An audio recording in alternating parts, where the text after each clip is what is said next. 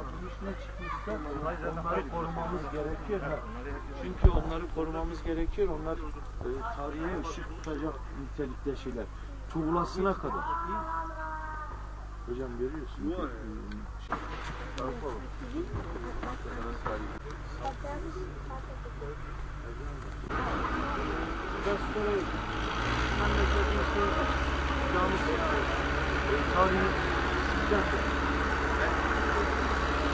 Biz hemen 2 gün içerisinde cevabı yazılarında Vakıflar Bölge Müdürlüğü'ne haber verdiklerini, Vakıflar Bölge Müdürlüğü de bizimle iletişime geçti. Caminin hazire alanının nerede olduğunu, ada pafta numaralarını sordu ve kayıtlarında böyle bir yerin olduğunu teyit ettiler.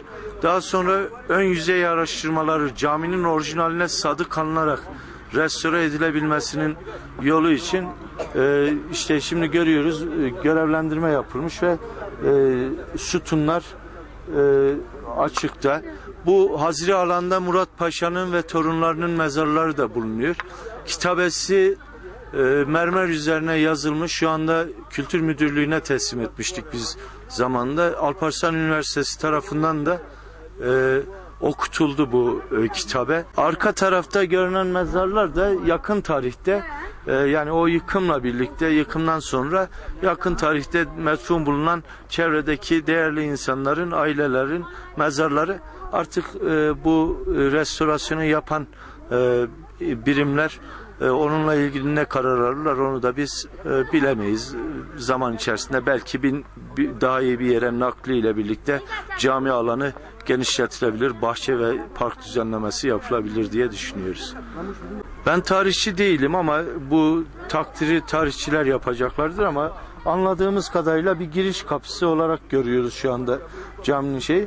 Bu yüzey araştırması tamamlandıktan sonra caminin ana planı ortaya çıkacaktır.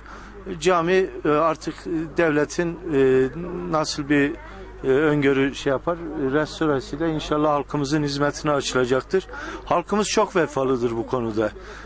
Neden diyeceksiniz? Yıkıldıktan hemen sonra demokrasiye geçişle birlikte buradan aşağıda bir 100-150 metre aşağıda Murat Paşa Camii'nin yeni mimari tarzıyla yeni bir cami yapmışlar ve aynı ismi orada yaşatmışlar. Yani yıkmakla bir yere varılamayacağını, bunlar bizim tarih ve kültür varlıklarımız, bunları manevi dinamiklerimiz, bunları ayakta tutmak, halka kazandırmak en güzel uğraş olsa gerek. Biz de bundan dolayı çok mutluyuz.